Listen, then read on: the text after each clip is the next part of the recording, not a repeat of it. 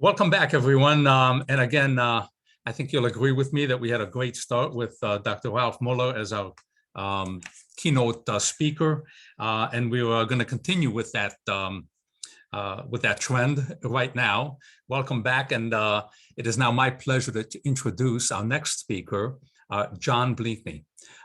John has been a co-op advisor within the College of Engineering since January of 2017.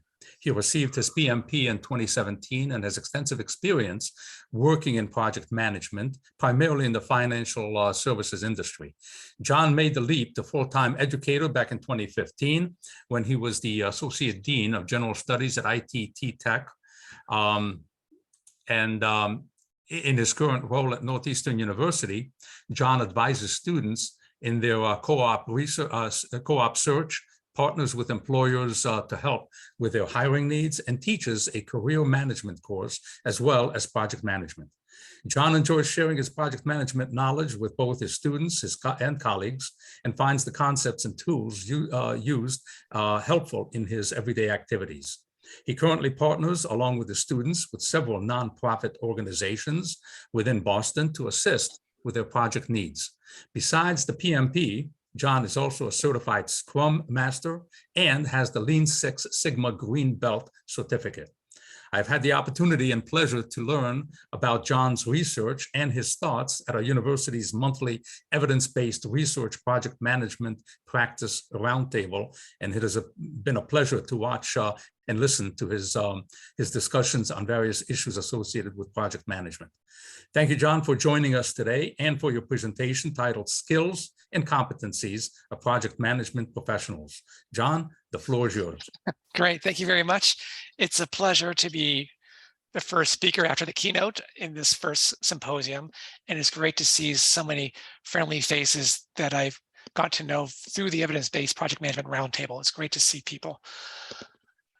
As was mentioned, I'm a mid-career change professional. I was 15, 20 years in the finance world, 10 plus years in project management, and I made a leap to education, and I had the opportunity of using the skills from project management in teaching students and working with employers, as well as sharing this knowledge with students, so when they become involved in project management, they have the skills to be successful. So I love sharing this information, and I hope that shows. What I want to focus on today is, I apologize. There we go. The goals of the objectives for today's discussion is we want to discuss those skills and competencies that specifically project management professionals need to help to develop and remain relevant and competitive in the future. We're assuming, or we know, that the project management field or profession is quickly changing, and that project management professionals have to adapt quickly, like in an agile environment. With the emergence of artificial intelligence technologies in many industries, new skills are needed to be part of this, as well as we're going to take a look at, not a case study, but look at it specifically into environmental sustainability. I'll talk more about that as well. For today's agenda for this meeting, we're going to take a look at the overall employment skill trends. Then we're going to narrow it down into the project management skills specifically, and then even delve into deeper by looking at environmental sustainability skill trends. I think what you're going to find is a lot of this information talked here is similar or makes reference to the previous presentation or keynote. We're then going to zoom back out into looking at relationship continuums. And this has been important to me when I do or work with service learning partners, where I pair up with nonprofit organizations and with my students. And then finally, we'll end up with recommendations and have a discussion. So let's take a look at the overall skill trends needed. And this does not just pertain to project management, but all industries in general.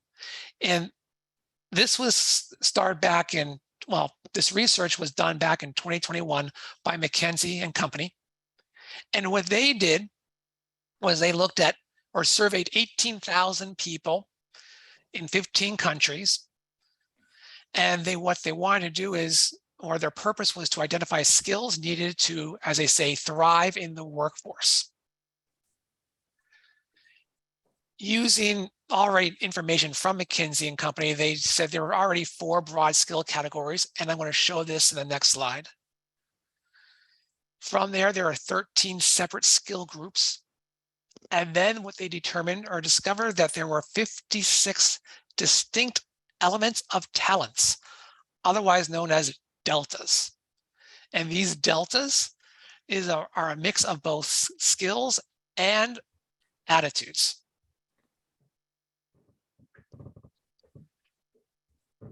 Looking at the broad skill categories, you can see there are cognitive, interpersonal, self-leadership, and digital. And from there, you have, as you can take a look at the previous slide, the skill groups, the 13 different skill groups, such as critical thinking, communication, planning and ways of working, et cetera, et cetera. The numbers next to these items, such as critical thinking, there are 4 deltas. I didn't have the space to actually write out all 56 deltas, but for anyone that is interested, I'm more than willing to share the deltas that were used, but I will be referring to them later on in this presentation. What you're seeing here in these skill trends, there's really not too much say in the technical piece, except for the digital. A lot of these are soft/transferable skills, and we're going to see that that plays a role, especially in the project management field, but definitely overall how to be successful in the workplace.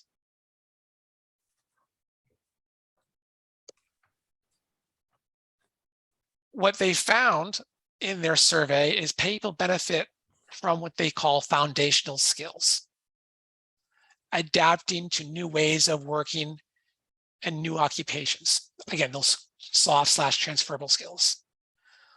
Operating in a digital environment. You're going to see the digital environment is becoming more and more prevalent and important, but those will be the technical skills. And then finally, adding value beyond what can be done by automated systems. When I teach my class in the co-op prep class for students, and then students are interviewing, I tell them, what value can you add to the company? And if they can tell or show the value they can add, they're more likely to be offered a position. What is declining, surprisingly over time, is both manual and physical skills and basic cognitive skills. So what we're finding out here now in the US workforce, or not the US workforce, but the global workforce, is the manual or physical labor is declining over time. What we're focusing now more is on these soft/transferable skills. What they find is increasing is the technology, social, emotional, and higher cognitive skills.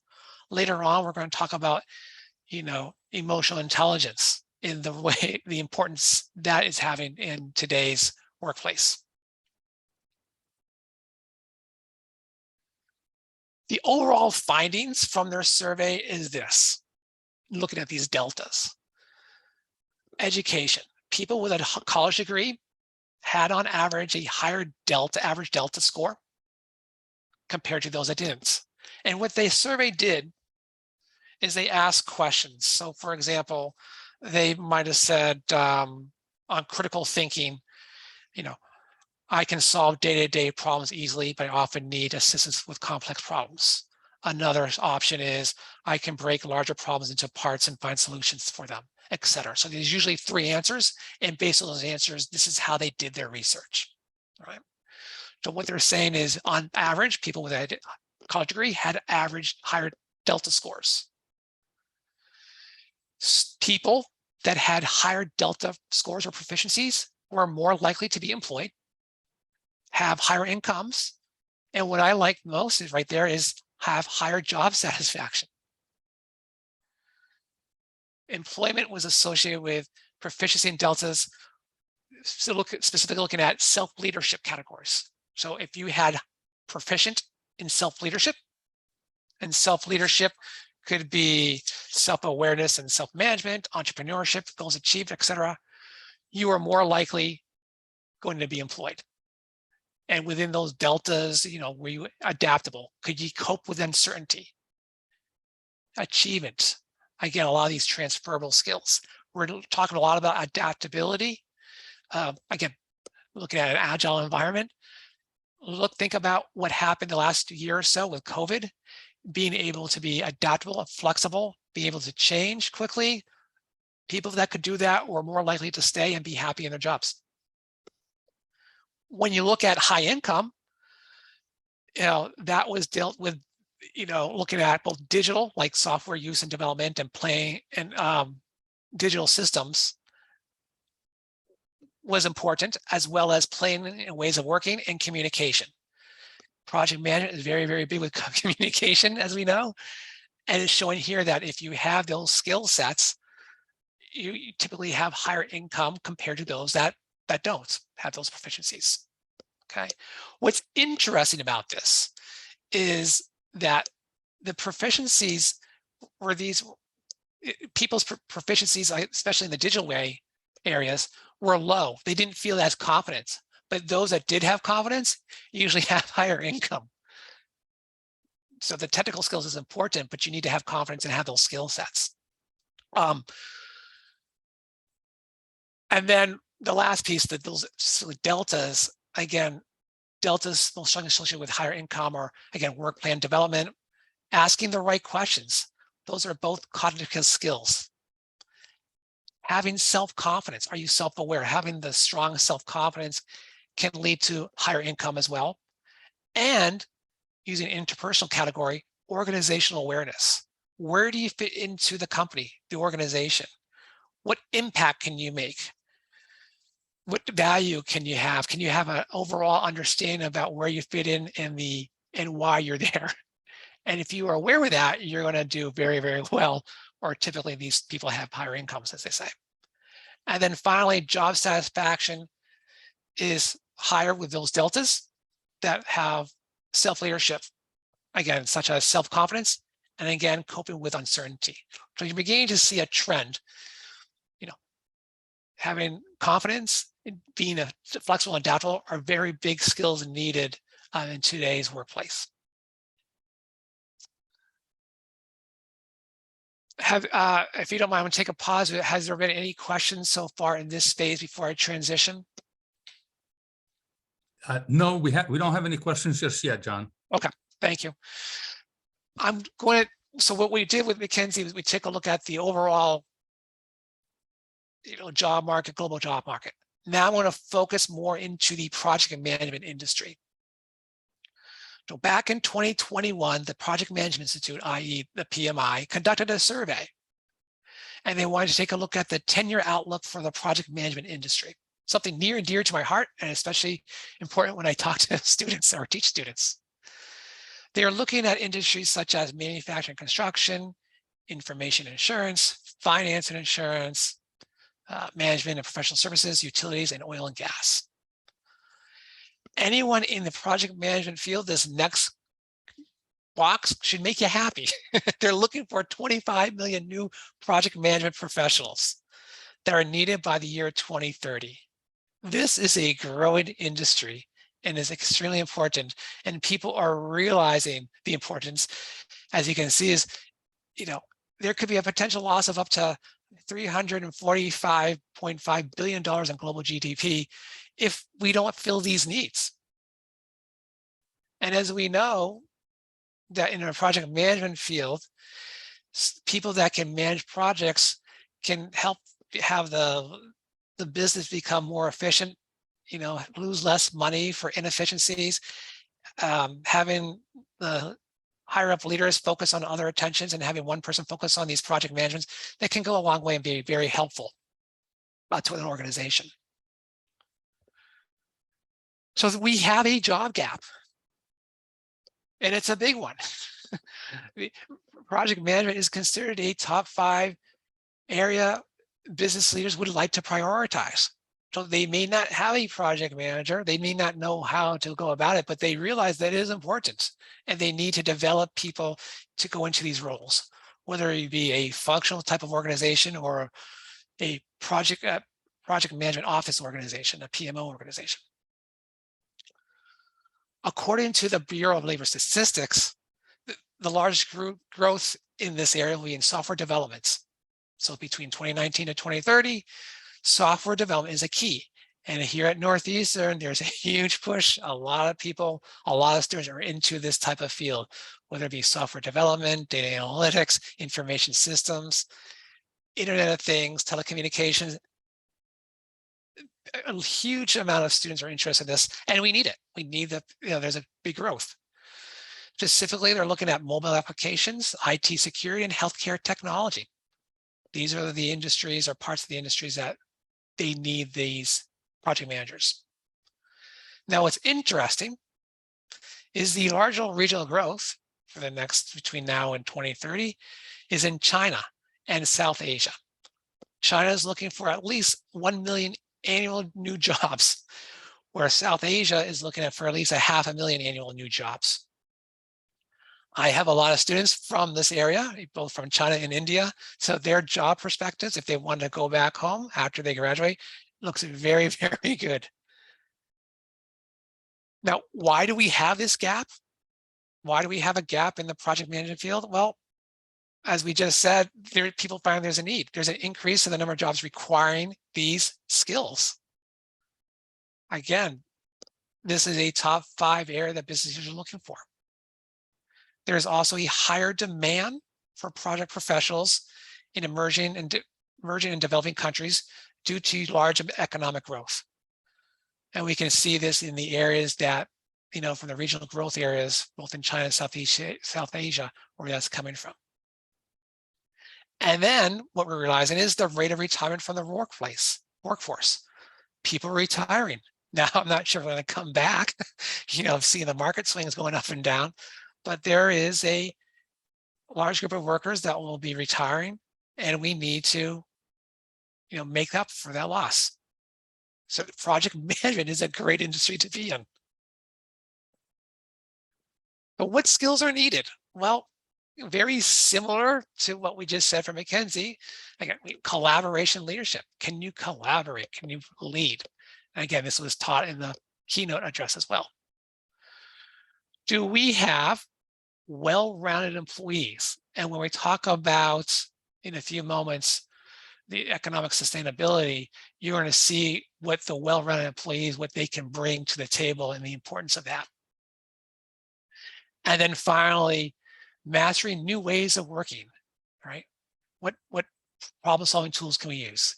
Again, at Northeastern University, when we had COVID, quick change from in-person classes to remotes and Zoom and using MS Teams, and the idea of having hybrid formats. These are new tools. Or we're using tablets into the classroom, which I took a course on and have now. So we're trying to use technology to help facilitate classroom activities or teaching, and which can also be used in the workplace. Right. Looking specifically at leadership skills, in order to be a leader for a project manager, again, from a PMI, communication and people skills are the top 2 skills needed to be an effective leader. You also have strategic thinking, requirements gathering, leadership, and time management. I would say the only technical piece in this line is called requirements gathering. Even that could be more like a soft skill / transferable skills.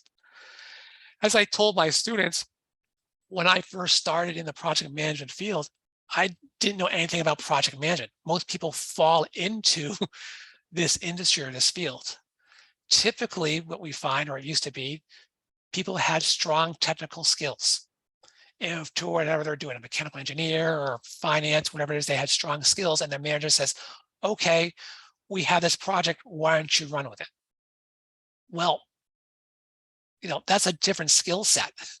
We know they can do it technically. We know they have that skill set, but do they have these skill sets to be a leader and to be a facilitator? And these are skill sets that need to be developed. And so this shows from the PMI that to become a leader, a lot of these skills needed are those soft/transferable skills. Now, how do you develop these? Well, it could be practice. You can make many mistakes. You can take classes.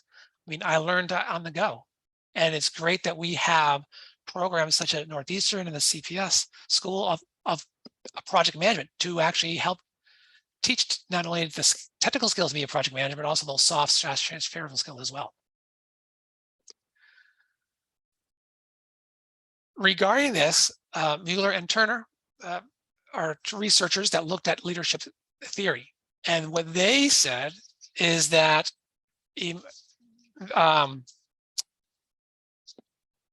intelligence needed, or the competencies needed, are intellectual, managerial, and emotional intelligence. And there are 15 competencies with this. And what they actually focus on, what they think is the most important in their research out of intellectual, managerial, and emotional, is the emotional intelligence, the EQ. People that score high on these tests or these surveys with emotional intelligence are typically strong leaders and do very well in this type of field. They're strong because they're self-aware of what works. Also, like dealing with people, you know, are they sensitive? Can they actually, if someone's having a bad day, do they have the skills to notice that and the skill set to figure out, okay, what can I get the most bang for my buck, you know, with the students or with the employers? So for example, when I was younger and 18 years ago, when my son was born, it was a tough time. And my manager had the rationale or the emotional intelligence to know there's a lot going on at this piece. I'm going to lay off some work for John until everything gets situated and he comes back in a few months. He had strong emotional IQ, emotional intelligence, and that was like 18, 20 years ago. And this is important now to be an effective leader. So even though you have these 15 competencies, emotional intelligence is the key thing that people should be focusing on. All right. So I want to, before I move over, because now I want to talk about environmental sustainability and the skill sets there. Have there been any questions in the chat so far on anything I said? John, I do have I do have one question that's been presented. If you want to Sure. do that now, Yeah. And it comes from Arjun, who asks, are there any benchmarking standards in skills required in industry for employment? That's a good question. I personally have not come across anything. And what I've done is, in the research I have in the readings, typically they don't have benchmarks, but what they say is, these are the characteristics of becoming a good leader or becoming a good project manager. In these roles, these are the deltas that seem to be higher compared to anything else. So it's more of not a psychological test. It's more of these are the characteristics that we see. But I don't see any trends or benchmarks that are needed. Like if you meet this benchmark, then you'll be a good leader or a good project manager. I think what they want to do is, and we'll see later on the few slides, is if we know that you need to be a strong leader to become a project manager, or you need to have high emotional intelligence, how can we develop that? Because people aren't really born with that. They can all be developed. So if we know these characteristics are strong or are needed in these fields, we need to provide opportunities for the employees or people to learn those to become more effective in their business. Do you think that answers the question? Yeah. I think that's good for now. Thank you very much. Perfect. All right. So now we're going to take a look at environmental sustainability, a growing trend nowadays. Look at California now, just recently saying there's going to be no more gas cars being sold or new cars, a big trend. Again, this is becoming more and more of a topic that employers are becoming concerned with. And what this Xingzhen and Niston said, they did a systematic literature review. So they didn't do really research. They actually did a research review of everything out there. And they looked at 154 articles They reviewed 154 articles and then did a little bit more in depth on 84 of them. And what they did is they focused on the relationship between environmental competencies and capabilities and analyzed the impact of what this new term is called absorptive capacity. All right, so environmental competencies they're looking at the existing repertoire of actions that managers and organizational members can do. And they combine that skills and knowledge and attitudes with all individuals. So to have competency in the environmental competencies, you need to have systems thinking, which implies that managers seek to understand issues as a dynamic or integrated complex system. All right, so it's complex if there's lots of inputs and outputs that you need to be involved with. There's trans or interdisciplinary work, which basically refers to, or involves the ability to communicate across the boundaries of different disciplines. So being aware to, to speak to many different people with different walks of life.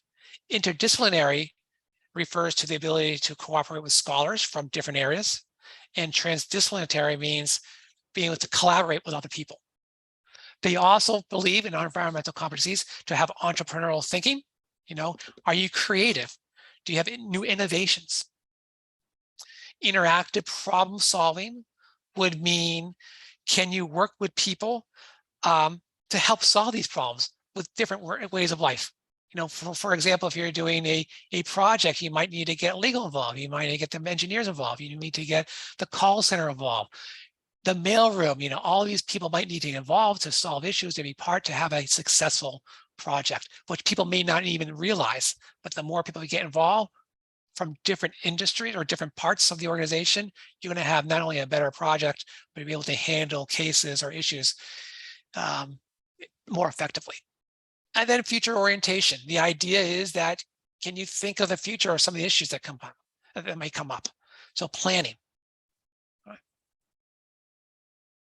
Environmental capabilities, on the other hand, is looking more at the organization. So what is your repertoire of possible actions that are part of the organization?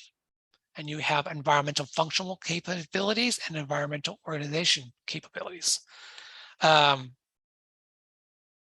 So environmental functional capabilities, again, I don't want to bore you on this technical stuff, but I think it's important to know.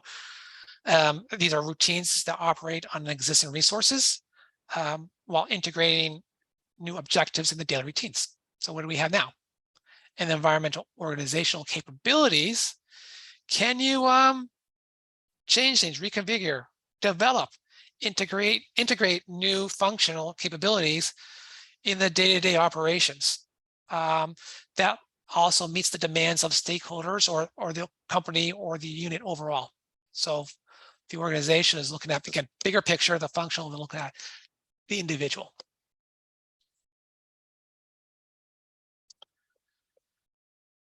You tailor the environmental competency and the capabilities, and you combine it to what was called absorptive capacity, which was something I found very intriguing when doing the research. And basically, absorptive capacity combines knowledge from outside the organization to knowledge from within. So basically, again, we were looking at the first part of our conversation about the skill trends needed to be effective. You need to learn. You need to get information from outside of what you know, seek out new knowledge, and then bring it in to your day-to-day operations and actually promote it to your organization so changes can be made, right? So individuals acquire this external knowledge, and what they do is they, quote unquote, transform it to within the organization, all right? And what this does under absorptive capacity, they purposely creates and extends and modifies the company's resource base, all right? And then it moves further to development of other competencies and capabilities. It helps lead to, responsible management competencies, and as well as plays an important role in the development of environmental competencies. What we're going to find out in a minute, is that it's great for someone to learn new things. I love learning new things, but you need a company or organization to actually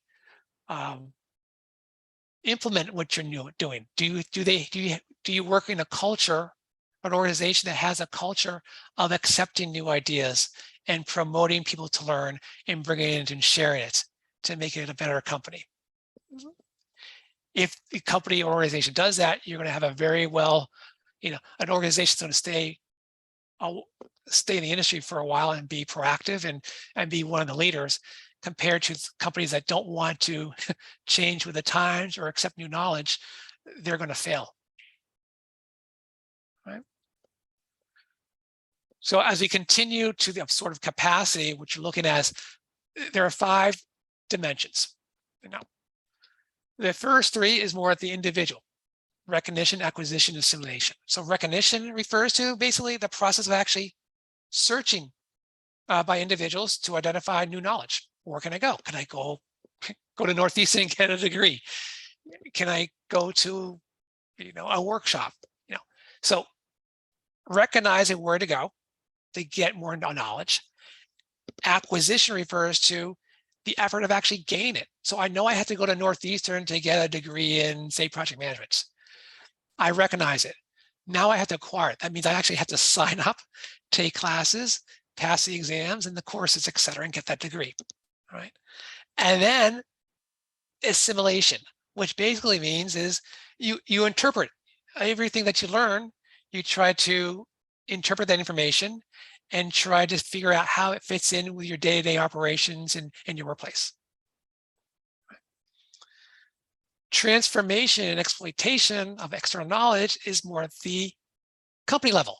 Transformation being that the knowledge of the group is transferred to the entire organization. So when you're doing the assimilation of the individual, you take that knowledge and you tell it to your group.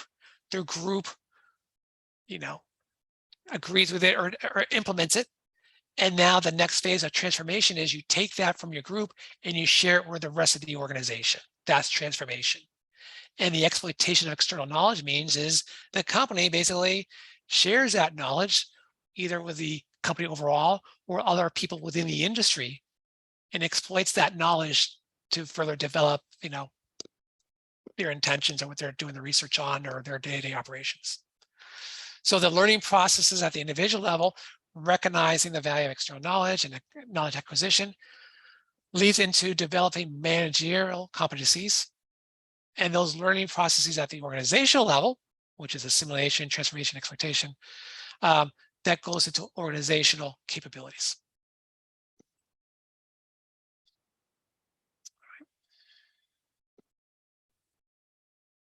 We're almost done with the, the presentation piece. So thank you for bearing with me. I want to what we focused on so far is McKinsey and Company looked at the overall skill sets needed for global workers to be successful. We then took a deep dive into project management, which is a fascinating industry, one that is growing and for various needs because of retirements or the skill to people recognize the importance of project management in the day-to-day operations. And then we still took a look at economic sustainability and what skill sets are needed there. I want to now bring us back up at a higher level and look at relationship continuums. And this is near and dear to my heart because, again, as I said, I do a lot with service learning nonprofit organizations, but I realize this relationship continuum is very appropriate to anything that we work on. And what that means is what types of relationships do you want to have with other people? And with the goal of having what's called a transformational relationship, which is defined by closeness, equity, and integrity. And what I mean by that is this. A lot of times, if I'm doing working with nonprofits, the idea is, if I have students working with us, what can we do to help? What can we do to help the organization? And that term, what can we do to help? That term help immediately suggests that we actually have a difference in equity, that we have students that seem to know more than this organization, and we're trying to help them, and that we're superior than them. And we don't mean to say that. We don't mean to, to imply that. We always say, what can we do to assist?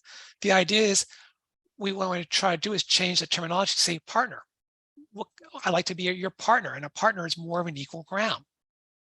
And what we strive for is, and relationships go up and down, this continuum. The idea is, like, I focus on transactional. A transactional relationship would be something like you're going to the store to transact, like to Best Buy, to Dunkin' Donuts, you have a transaction. All right. There's really no closeness, equity, or integrity, or things like that piece. It's a one-off.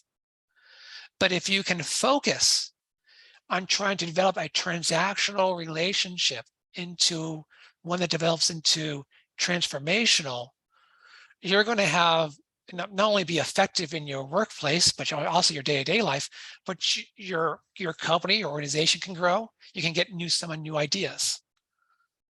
So, for example, my kids make fun of me, but we go to this place to get cupcakes each week. We do never during the start of COVID, and we just in there we bought something, and that was transactional. But as we continue to go to provide support to these small business owners, we started to develop a relationship. We started to ask questions, oh, how's your family? And that overall time becomes transformational. I belong with an organization called Toastmasters. And it's a great organization. And you start, it's very nervous to give presentations and speeches. But you start to get to know people in the group. Versus transactional, give a speech, and then as you hear people give speeches and you get to know people, it becomes more transformational. And over time, what happens is one person said, we posted a job at Northeastern, and the person from my group said, hey, my brother might be interested. Again, that went from a transactional to a transformational relationship. It takes time. A lot of my students, when they're looking for co-ops, don't want to put in the time for networking because they want quick hits. But if you can develop relationships that start off as, say, transactional and develop into a transformational partnership, I think overall companies are going to be better off. You're going to be happier in your workplace. You're going to learn new skills, and it's going to be a win-win for all.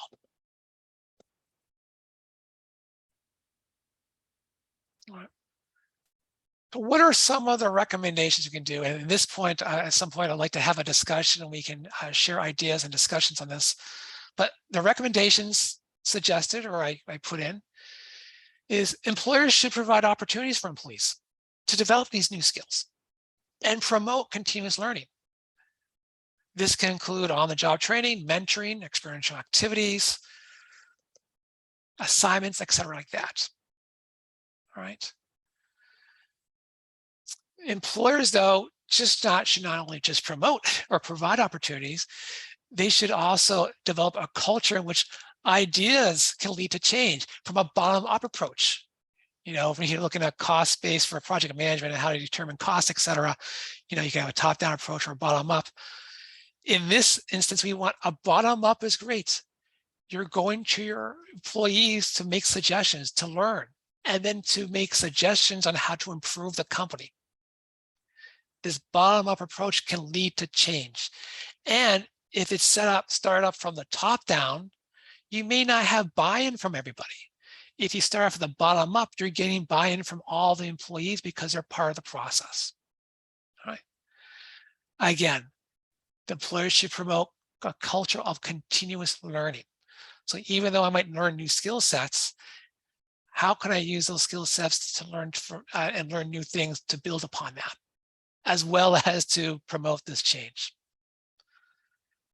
Governments, can provide incentives to continue lifelong learning. So now before we're focusing on employers, what can governments do? Well, they can reform education systems. They can try to have more adult training. Are there ways that the government can promote emotional intelligence, to promote that? Can they afford, I know not to get political, the Biden administration just relieved, the debt for for people with loans. Is there a way to continue that for people that are older workers that are continuing to learn or want to learn or want to get that new skill set? What are some of the incentives for that? And then finally, I want to focus on ways to develop those transformational relationships. Because I think if you have those transformational relationships, you're going to have long-time relationships with either your employees, other employers, people in the industry, and that you can actually make change not only internally with yourselves, but that can affect globally, and end on a positive note with everything, moving in the right direction, or positive direction. So with that, I tend to talk fast when I get excited. I do want to appreciate the time you've given me to speak on this today, but here's my time to reach out to you. What questions or thoughts do you have on this? Is there anything shocking? Something you disagree with? Anything? John, I don't know about shocking, or and I don't think many people disagreed with you, but they did have a couple of questions. Yes. And I want to share them with you. And then, of course, and we had a lot of comments in the chat box, people sharing ideas based on your thoughts and the things that you, the discussion points that you made. So, so that was a great, there was a lot of give and take in our chat box. I appreciate that. So let me begin by picking out the questions specifically, and I'll start with one that came from Audrey, who says, who asks, do you know if research has been conducted to determine if a project manager versus operations manager has different competencies? If yes, can you share that study? But what are your thoughts?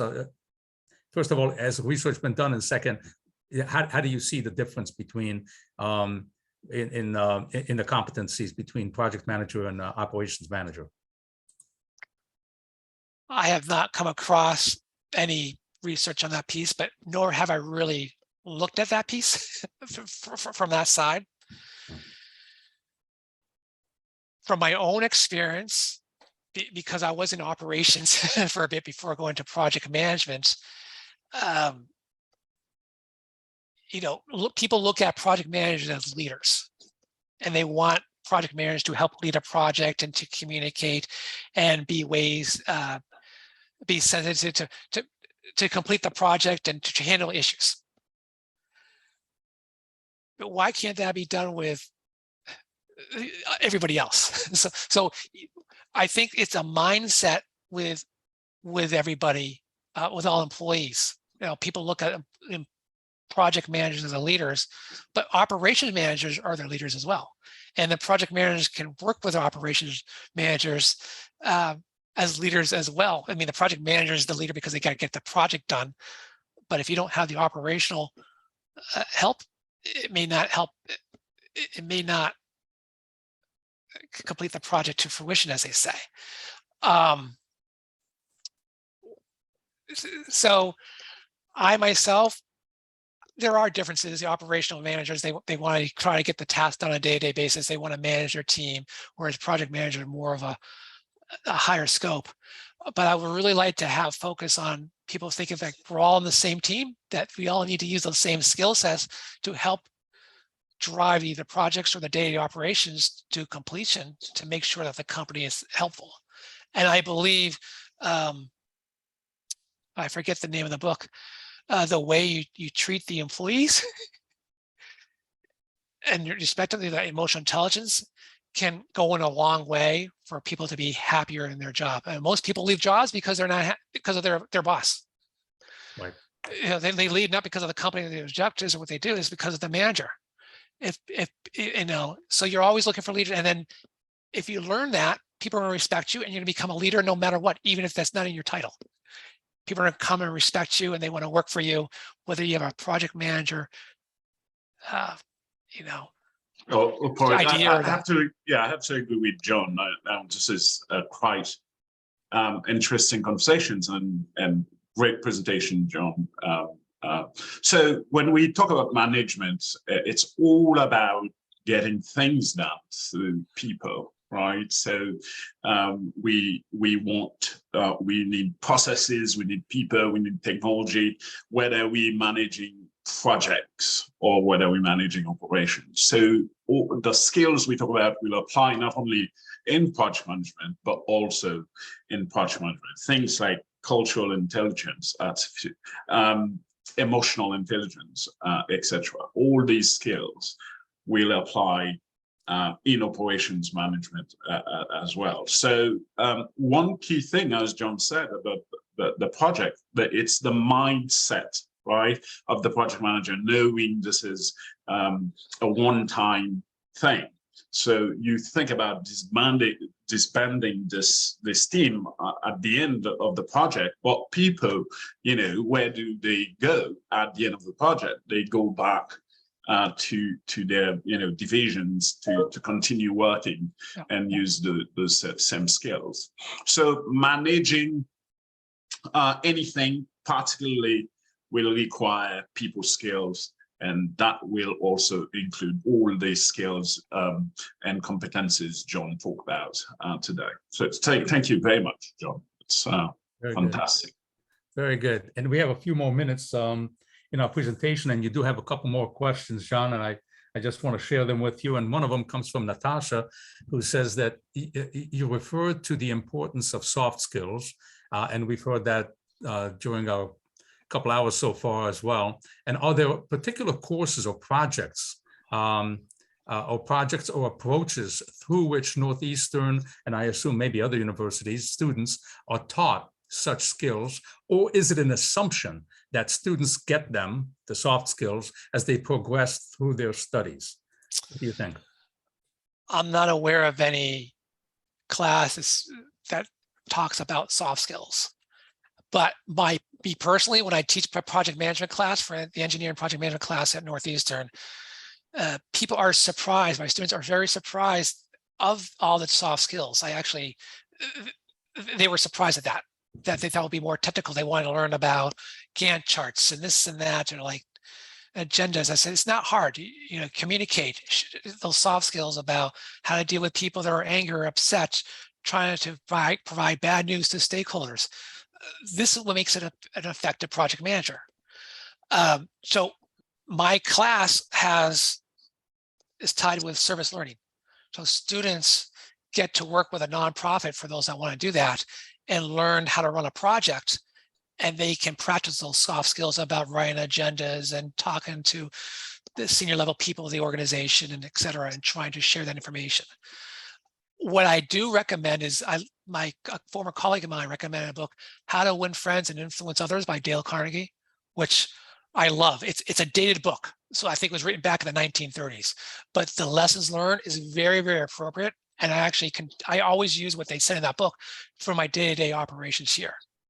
Always put people in the best light, don't try to have win-win situations. And that's what I promote. So while there's not a class that teaches that, my teaching style is always about those soft skills and transferable skills. And sometimes the lessons are hard. Like the email you sent me did not come across as well, and this is why, and this is what you should think about next time, because the way it came across, and again, I work with a lot of international students, they may not know. So this is a teaching opportunity.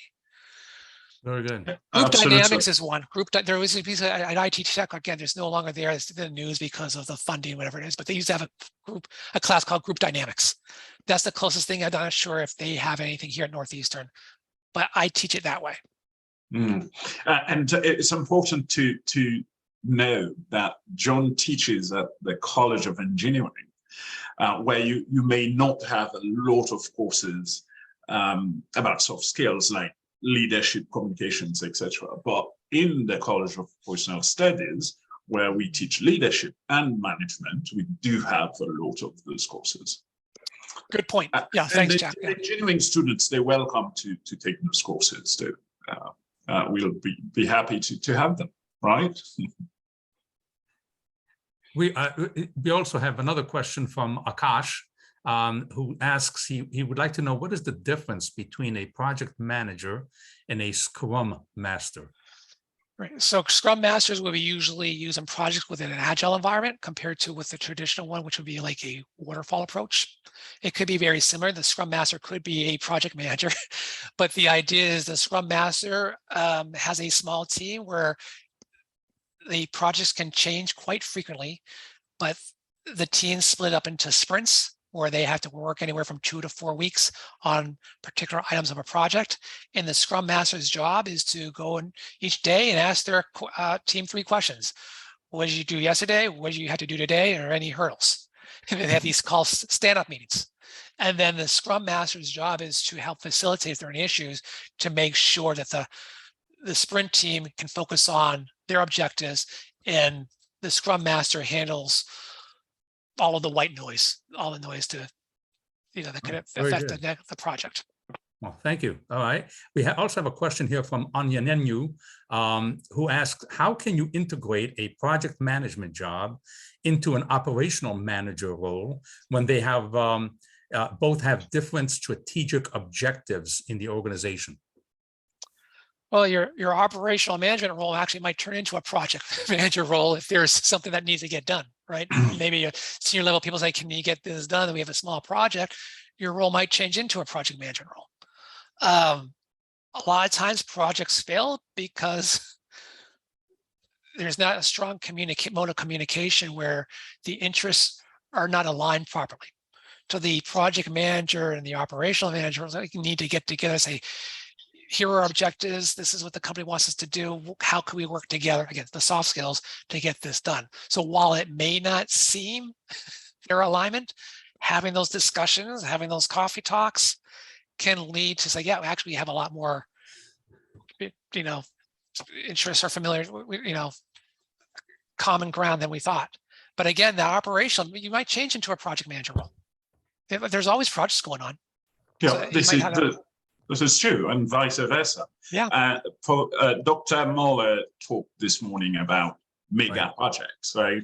Now, if you take the life cycle of a mega project, it can be divided into development, construction, and operations. And operations will be part of the project. Now, a case in point is a power plant project, right? So after construction, the project manager may actually become the operations manager, and the same skills you use in the construction phase, then you're going to use those skills in the operations phase of the mega project.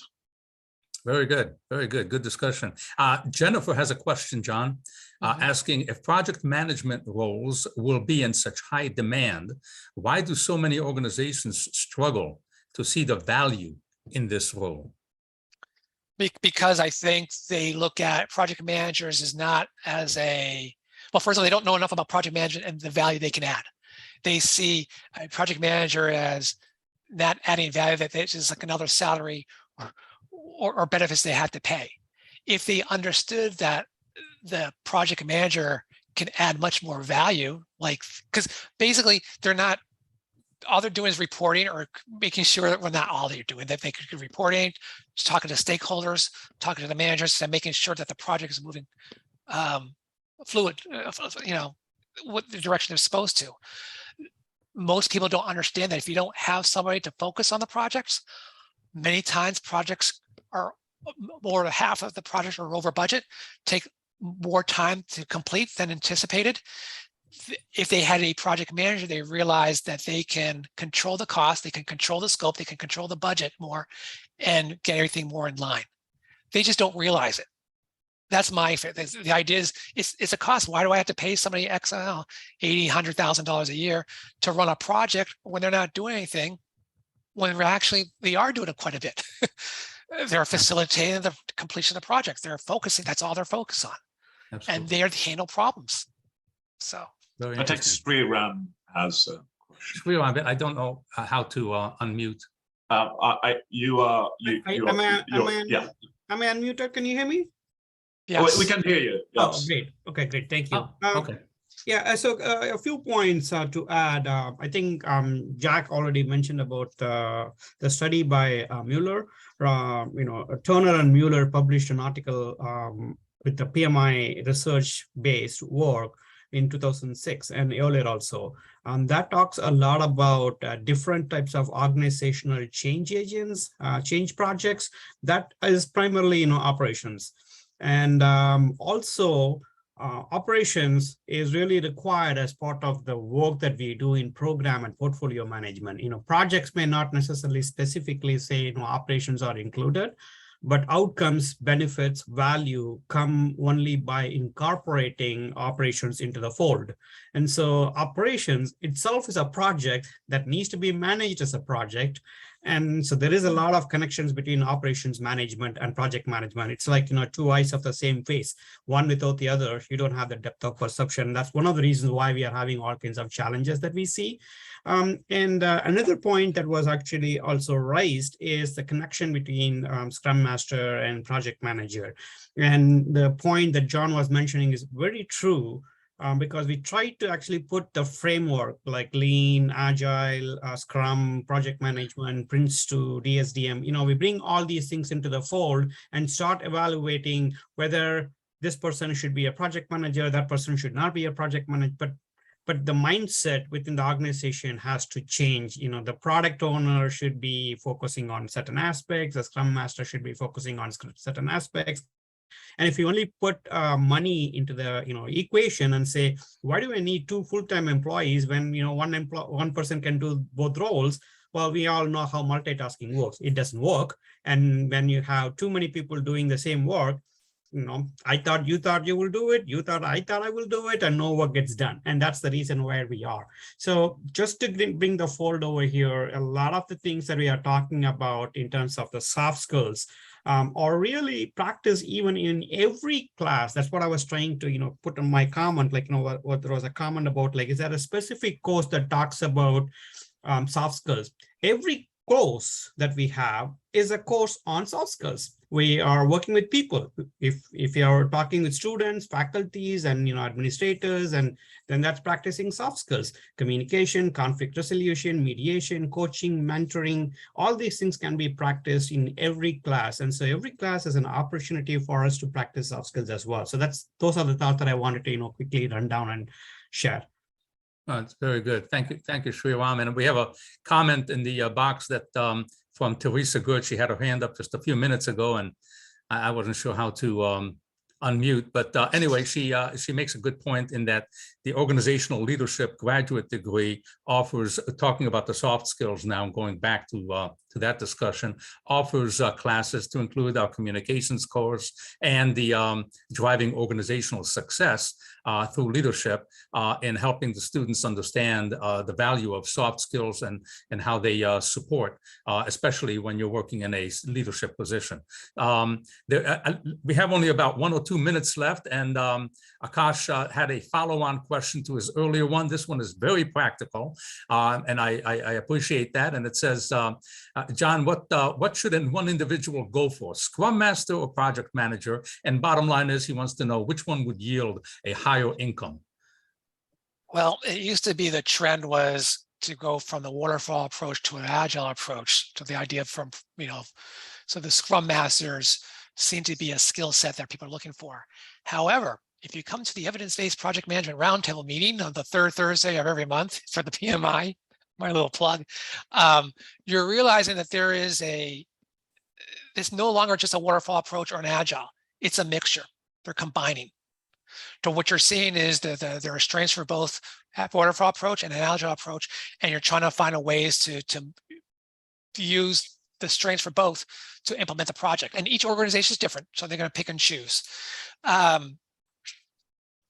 So you can't go wrong with both. I don't want to. They're very similar, but I think, if you're going into a software field, the Scrum Master would be a one, because it's always changing. Change is good under an agile environment.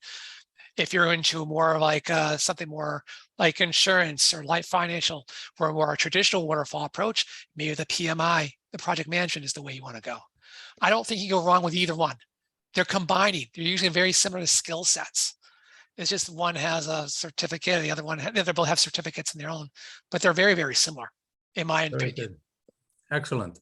John, let's end it on this one, and then we'll get ready, take a break to the next presentation. But I think this one is very, very pertinent because it reflects on something you said earlier. And Nazila asks, and she makes a statement, then asks a question in response.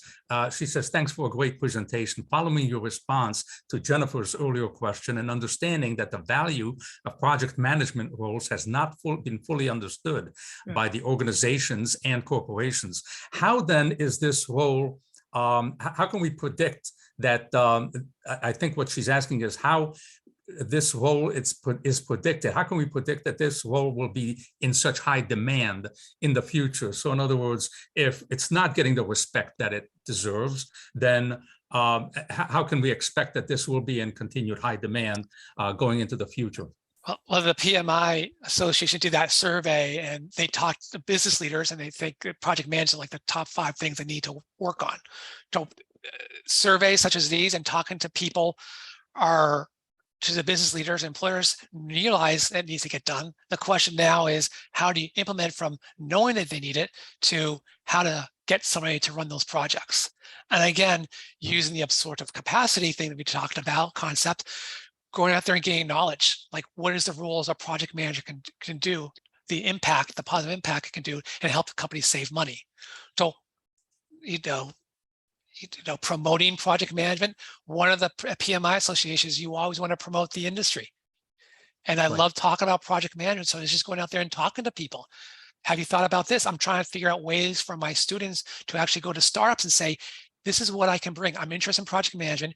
You don't know you need me, but you do. And this is why, because I can better track your project on time, on the constraints. Absolutely. That's what we can do. That's excellent. And people also need to understand that project management is an innovation management practice. This is really how we take ideas to market. Right. And when people understand that, they see the value of it. Perfect. Absolutely. Thank you, John. I'm going to echo what many people already have said in the chat box, which is that this was an excellent presentation, and one that it was very valuable to a lot of people. It was obvious. I'm just, matter of fact, I just saw another one here that says outstanding presentation, and it's absolutely true. And I enjoyed it personally. I learned quite a bit, and I want to thank you for joining us today for the symposium. So thank you, John, for a great presentation and for answering so many of our questions. And people can connect with me if they want to on LinkedIn. I'll be more than happy to connect. Absolutely. Thank you. And with that, let's take a 13-minute break. Be back at 11:30, and our next presentation will be by Samad Aidain, and we'll go from there. Thank you, everybody, and I look forward to seeing you in a few minutes. Thank you. Thank you, John. Thank you.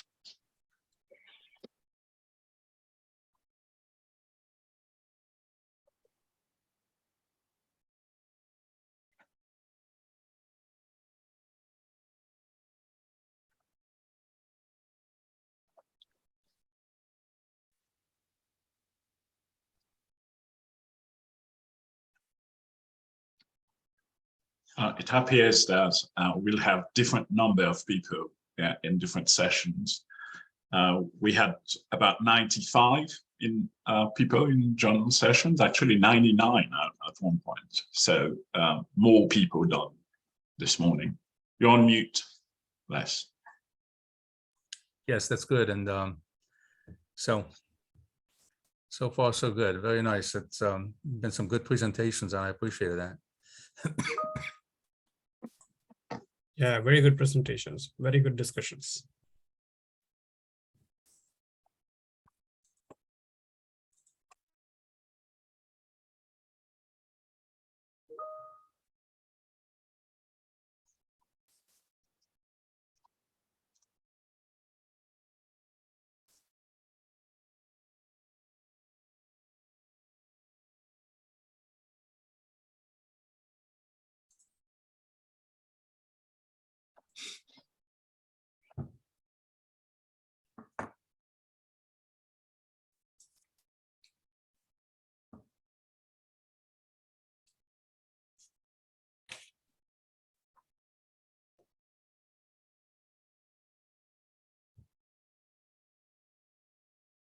Very nice.